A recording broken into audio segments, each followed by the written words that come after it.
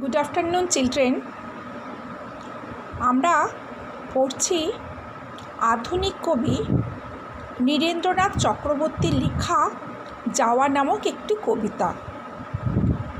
এই কবিতাটির বিষয়বস্তু আমি তোমাদের লাইন বাই লাইন মানে বুঝিয়ে দিয়েছি এবং বিগত দুদিন তোমরা এই কবিতা থেকে কিছু পোস্টও পেয়েছো, অর্থাৎ তোমাদের এই কবিতার প্রশ্নের উত্তর আমি শুরু করে দিয়েছি এবং যথারীতি সেগুলো পোস্টে পাঠিয়ে দিয়েছি।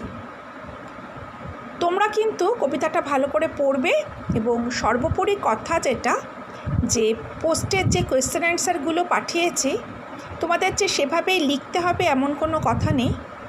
তোমরা নিজেদের মতো করেও লিখতে পারো, কিন্তু প্রশ্নের উত্তরের ধরনগুলো আমি তোমাদের বলে দিয়েছি।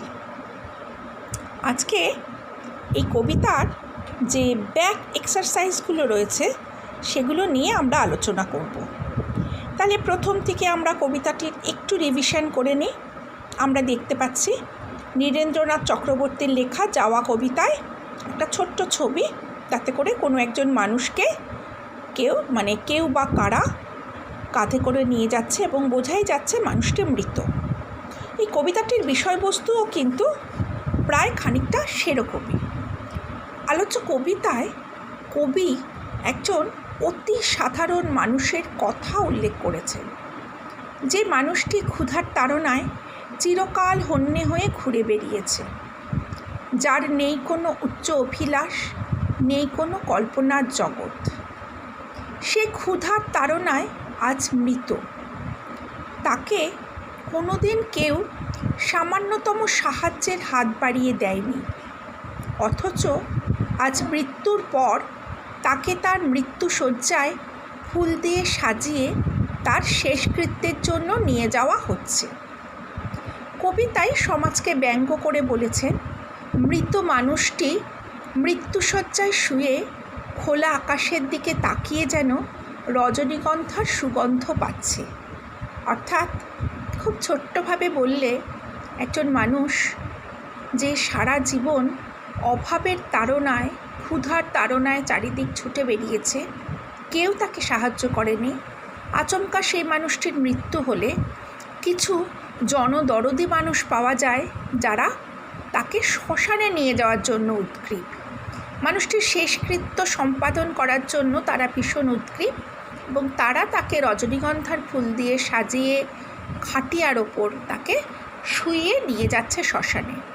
আপাত দৃষ্টিতে দেখে আমাদের মনে হতেই পারে যে বাহ, লোকগুলো তো খুব ভালো, একজন ঠিকানাহীন নামগোত্রহীন একজন পর মানুষ যাকে কেউ চেনে না, তার জন্য তারা এতটা ভাবছে। কিন্তু আমরা যদি খুব ঠান্ডাভাবে চিন্তা করি তাহলে এই কবিতার মাধ্যমে কিন্তু সমাজের অবক্ষয়ের চিহ্নটা খুব পরিষ্কারভাবে ফুটে উঠেছে। নীরেন্দ্রনাথ চক্রবর্তী এমন একজন কবি ছিলেন যিনি তার কাব্যে আমাদের চারপাশের রুগ্ন অসুস্থ ভণ্ড সমাজকেই তিনি আমাদেরকে বোঝাতে চেয়েছেন। আমাদেরকে সচেতন করাই যেন তার ব্রত। অর্থাৎ এই কবিতাতে আপাত দৃষ্টিতে আমরা কি দেখছি? কিছু মানুষ, একজন অসহায় মৃত মানুষ, গরিব মানুষ, যাদের সাথে তার কোনো রক্তের সম্পর্ক নেই, সেই লোকটির মৃত্যু হলে কিছু মানুষ জুটে গেল তাকে শ্মশানে নিয়ে যাওয়ার জন্য। মনে হতেই পারে বাহ, মানুষের তো বেশ মানবিকতা বোধ আছে। কিন্তু ঠান্ডাভাবে চিন্তা করলে দেখব, এই মানুষটি অর্থাৎ মৃত মানুষটি যখন ক্ষুধার তাড়নায় এদোর থেকে ওদোরে দৌড়ে দৌড়ে হন্যে হয়ে ঘুরে বেরিয়েছে, কেউ তাকে সাহায্য করেনি। অর্থাৎ মৃত্যুর পর তাকে সাহায্য করে কি হবে?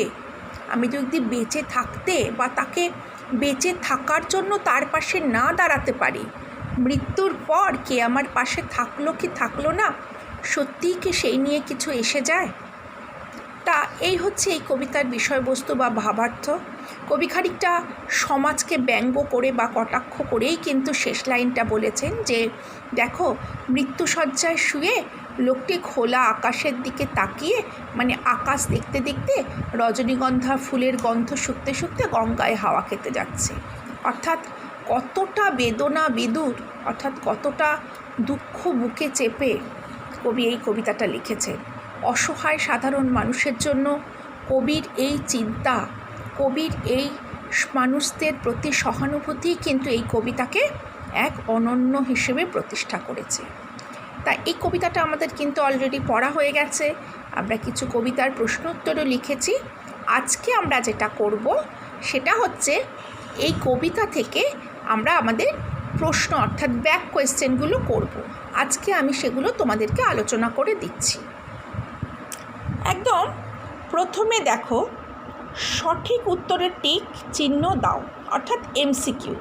তোমাদের প্রত্যেকেরই বই আছে, সবাই এগুলি কিন্তু আজকে আমি করাচ্ছি এবং পরের দিন আমি হোমওয়ার্ক দেবো, সবাইগুলো খাতায় করে নেবে। প্রথম প্রশ্ন, মাটিতে চোখ রেখে ঘুরে বেড়াতো কে? 1 মানুষটা, কুলিটা, মজুরটা, লোকটা। উত্তর কী হবে? মানুষটা, অর্থাৎ 1-এর অ। চিৎপটাং হয়ে শুয়ে আছে, বিছানার ওপর, রাস্তার ওপর, কে দাঁড়ায়? খাটিয়ার ওপর। উত্তর কী হবে? উত্তর হবে খাটিয়ার ওপর। সঠিক উত্তর হবে খাটিয়ার ওপর। তাহলে প্রথম প্রশ্নটির সঠিক উত্তর কী হবে? সঠিক উত্তর হবে 1 নম্বর প্রশ্নের, মাটিতে চোখ রেখে ঘুরে বেড়াতো কে? মানুষটা। চিৎপটাং হয়ে শুয়ে আছে কোথায়? অর্থাৎ 4 নম্বর বা দীর্ঘইকার খাটিয়ার ওপর। লোকটা জীবনে কখনো দেখেনি, কি দেখেনি? তারার স্বপ্ন, ফুলের স্বপ্ন, আকাশের স্বপ্ন, স্বর্গের স্বপ্ন। কি দেখেনি? আকাশের স্বপ্ন। লোকটা জীবনে কখনো আকাশের দিকে তাকিয়ে দেখেনি, অর্থাৎ আকাশের স্বপ্ন দেখেনি। তবে আলোচ্য কবিতায় আকাশের স্বপ্ন মানে কিন্তু এখানে বোঝাচ্ছে যে তার জীবনে আবেগের কোনো স্থান ছিল না। পরের প্রশ্ন, লোকটা অষ্টপ্রহর শুধু ভাতের গন্ধে হন্যে হয়ে কী করত? ছুটত, ঘুরত, দৌড়াতো, খুঁজত। লোকটা অষ্টপ্রহর শুধু ভাতের গন্ধে হন্যে হয়ে ছুটত। লোকটা ভাতের গন্ধে হন্যে হয়ে ছুটত। পরের প্রশ্ন, এতকাল সে বয়ে বেড়াতো অন্যের বোঝা, নিজের বোঝা, ফুলের বোঝা, অপরের বোঝা। এতকাল সে বয়ে বেড়াতো অন্যের বোঝা, নিজের বোঝা, ফুলের বোঝা, অপরের বোঝা। প্রকৃতপক্ষে দেখো, অন্যের বোঝা আর অপরের বোঝা কথাটা কিন্তু এক, কিন্তু যেহেতু আমাদের বইতে রয়েছে অর্থাৎ কবিতায় আছে অন্যের বোঝা, তাই আমরা এখানে অন্যের বোঝাতে ঠিক দেব। এরপর আমরা চলে আসব সত্যি সঠিক বাক্যে সত্য এবং ভুল বাক্যে মিথ্যা, অর্থাৎ ট্রু ফলসে। আকাশে চোখ রেখে ঘুরে বেড়াতো মানুষটা, কখনো আকাশ দেখেনি। প্রথম লাইনটাই কীরকম লাগছে শুনতে? লোকটা সবসময় মাটিতে চোখ রেখে ঘুরে বেড়াতো, তাহলে এটি কি হবে? এটি হবে মিথ্যে, অর্থাৎ ট্রু ফলস। তাহলে এটা প্রথমটা হবে ক্রস বা মিথ্যে। পরের প্রশ্নটা দেখো, এখন খাটের ওপর লম্বা হয়ে শুয়ে আছে। লোকটাকে খাটের ওপর শুয়েছিল না, কিন্তু লোকটা কিসের ওপর শুয়েছিল? খাটিয়ার ওপর। খাট আর খাটিয়া এক জিনিস নয়, তাহলে এটিও কিন্তু মিথ্যে বা ভুল বা ক্রস, যেটাই তোমরা দাও হবে।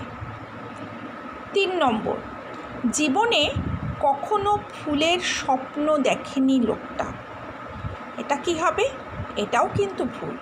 জীবনে কখনো আকাশের স্বপ্ন দেখেনি লোকটা, তাহলে এটাও কিন্তু ভুল। পরের প্রশ্নটা দেখো, তেলচিটে বালিশের দুদিকে 2টো ফুলের বান্ডিল ওরা সাজিয়ে দিল। তেলচিটে বালিশের দুদিকে 2টো ফুলের বান্ডিল ওরা সাজিয়ে দিল। তাহলে এই যে তেলচিটে বালিশের দুদিকে ওরা 2টো রজনীগন্ধার বান্ডিল ওরা সাজিয়ে দিল, কিন্তু এখানে কিন্তু শুধু ফুল বলেছে, তাহলে ফুল বলেছে যখন, তাহলে এটিও কিন্তু ভুল, এখানে রজনীগন্ধা মেনশন করা নেই।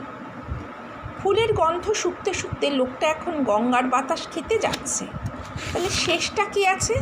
ফুলের গন্ধ শুকতে শুকতে লোকটা এখন গঙ্গার বাতাস খেতে যাচ্ছে।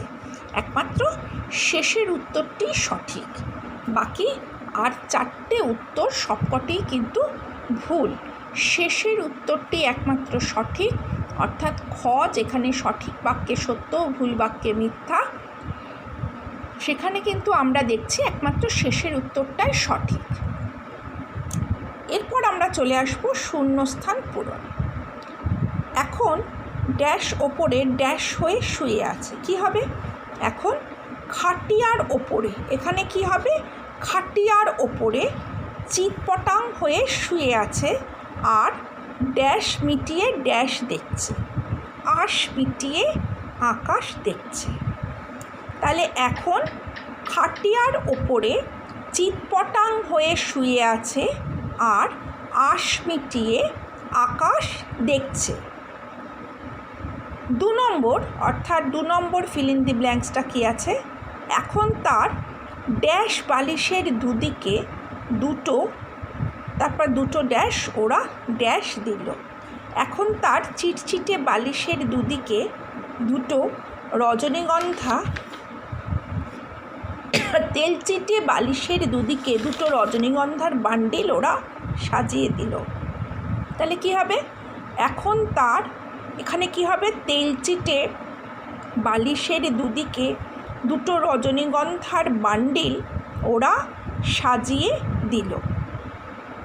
তোমাদের এই রকম শূন্যস্থান আসতেই পারে এবং তোমরা নিশ্চয়ই বুঝতে পারছো এই ধরনের শূন্যস্থান পূরণ করতে গেলে তোমাদের মূলত যেটা দরকার সেটা হচ্ছে ভীষণ ভালোভাবে কবিতাটাকে পড়া।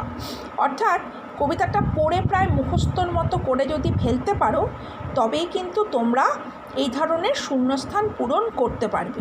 কারণ শুধুমাত্র কবিতা প্রথম 4 লাইন কি প্রথম 6 লাইন মুখস্থ লেখো সেটা এখানে দেওয়া নেই ঠিকই, কিন্তু এমনভাবে ফিল ইন দি ব্ল্যাঙ্কসটা দেওয়া হয়েছে শূন্যস্থান পূরণ, যাতে করে কবিতা যদি মুখস্থ না থাকে তোমরা কিন্তু এটা করতে পারবে না। এরপর আমরা চলে যাব ওয়ার্ড ম্যাচিং। ওয়ার্ড ম্যাচিং খুব ইন্টারেস্টিং জিনিস এবং আমার মনে হয় তোমরা ওয়ার্ড ম্যাচিং এর আগে অনেকবার করেছো, অনেক ক্লাসে করেছো। সুতরাং ওয়ার্ড ম্যাচিংটা এবার আমরা করব। কি রয়েছে ওয়ার্ড ম্যাচিং সম্পর্কে? ঘ, বাম দিকের সঙ্গে ডান দিকের শব্দগুলি মিল করো। বাম দিক এবং ডান দিক। বাম দিকে আমরা দেখছি 5টা শব্দ আছে। 1 বালিশ, 2 রজনীগন্ধা, 3 অন্যের, 4 গন্ধ, 5 চিৎপটা। আর ডান দিকে কি আছে? বোঝা, খাটিয়া, তেলচিটে, বান্ডিল আর ফুলের। তাহলে একদম প্রথমে চলে যাই বালিশ। বালিশের সাথে কি হবে ওয়ার্ড ম্যাচিং? বালিশটা কীরকম ছিল? তেলচিটে, তাহলে বালিশ তেলচিটে।